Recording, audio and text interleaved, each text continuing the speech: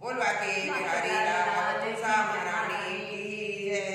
तुलसी का बहुत महत्व है। तुलसी की पूजा जिसने कार्तिक में भी ना की हो तो एकादशी से पूर्णमासी तक 5 दिन करोगे तो उतना ही महत्व आपको मिलेगा। और जो 5 दिन पूजा करना उसमें अन्न का भोग नहीं लगाना। तुलसी जी का व्रत होता है, पूर्णमासी को हवन करके हम अन्न का भोग लगाते हैं। तो ये आप विशेष करके आप ध्यान रखना। रोज दीपक सुबह शाम अपनी तुलसी में जलाना, जल से उन्हें सींचना, इससे आपको बहुत पुण्य मिलेगा। वो तुलसा महारानी की जय। 36वां अध्याय आपको सुनाते हैं, आप ध्यान से सुने। सूजी कहते हैं कि हे भागीरथ के वंश में सौरदास नाम का एक राजा हुआ जिसका पुत्र मित्रसह था। मित्रसह गुरु वशिष्ठ जी के श्राप से राक्षस हो गया, परंतु गंगा जल के प्रभाव से वह भी भगवान के परम पद को प्राप्त हुआ। गंगा मैया का इतना महत्व है, आप ध्यान से सुने। ऋषि पूछने लगे कि हे सूत जी, गुरु वशिष्ठ ने किस प्रकार से श्राप दिया, सो आप कृपा करके यह कथा विस्तार पूर्वक कहिए। तब सूत जी कहने लगे कि हे ऋषियों, एक समय अति धर्मज्ञ राजा सौरदास कुछ साथियों सहित शिकार खेलने के लिए वन में गया। वहां पर अनेक मृगों का शिकार किया। फिर भूख तथा प्यास से दुखित हो राजा नदी के तट पर आया। यहाँ पर उसका पुत्र मित्र सह नित्य नियम करता था। राजा ने रात्रि वहीं पर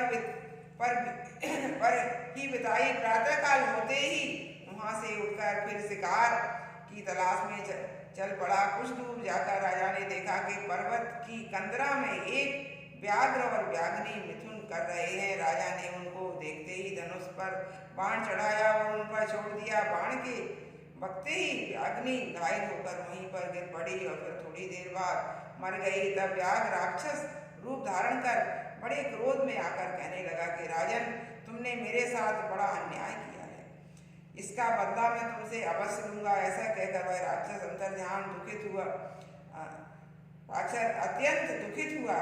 तत्पश्चात राजा ने अपनी नगरी में आकर संपूर्ण वृतांत मंत्रियों से कहा। कुछ समय बीतने पर राजा सौरदास ने मुनियों को बुलाकर अश्वमेध यज्ञ किया और गुरु वशिष्ठ जी ने विधि पूर्वक ब्रह्मादि देवताओं को हवि देकर यज्ञ समाप्त किया। फिर स्नान करने के लिए नदी के तट पर चले गए।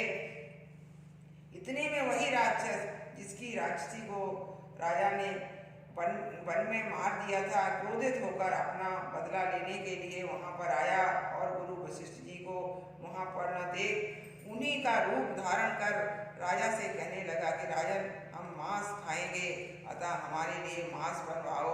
तब स्नान करके अभी आते हैं।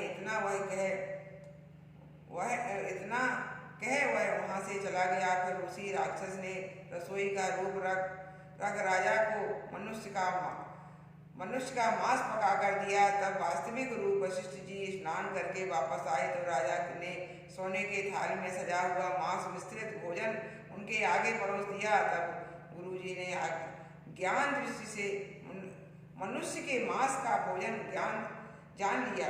वह क्रोधित होकर राजा को श्राप दिया कि हे राजन, तुमने हमको मनुष्य का मांस खिलाने की चेष्टा की और राक्षसों का भोजन दिया, सो तुम भी राक्षस हो जाओ। तब राजा ने कहा, हे गुरुदेव, आपकी आज्ञा से ही ऐसा भोजन बनाया गया है। यह सुनकर वशिष्ठ जी ने ज्ञान दृष्टि से राक्षस द्वारा राजा के चले जाने का संपूर्ण वृतांत जानकर राजा को बताया। तब राजा ने भी क्रोधित होकर अंजलि में जल ले लिया और कहा कि अपने कारण मुझको श्राप दिया है, इस कारण मैं भी आपको यह श्राप देता हूँ। जब राजा श्राप देने के लिए तैयार हुआ तो उसकी रानी दमयंती कहने लगी, आप क्षत्रिय के पुत्र हैं, क्रोध में को त्याग देवे। जो भोग आपके भाग्य में लिखा है उसको भोगो। जो मनुष्य गुरु से तुमकार करता है वह वन में जाकर ब्रह्म राक्षस होता है।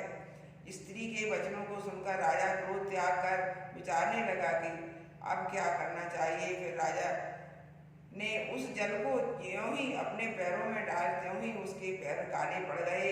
इसी कारण वह राजा कालमास पात के नाम से विख्यात हुआ। तत्पश्चात राजा गुरु जी के चरणों में पड़ गया और क्षमा मांगने लगा। तब वशिष्ठ जी ने कहा, क्योंकि यह साफ पाप मुझसे अनजाने में हुआ है, अतः इसके श्राप का प्रभाव केवल 12 वर्ष तक रहेगा। इसके बाद तुम अपने असली रूप में आ जाओगे और अनेक वर्ष तक राजभोग कर गंगा जल के प्रभाव से ज्ञान प्राप्त करोगे।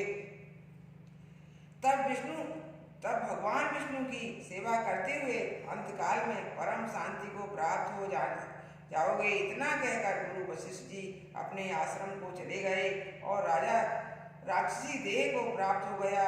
वह भूख प्यास से दुखी हो निर्जन वन में फिरने लगा। वहां से वह अनेक कष्टों को सहन करता हुआ नर्मदा नदी के तट पर आया और वहां भी पशु पक्षी मनुष्य सर्प आदि खाकर विचरण करने लगा।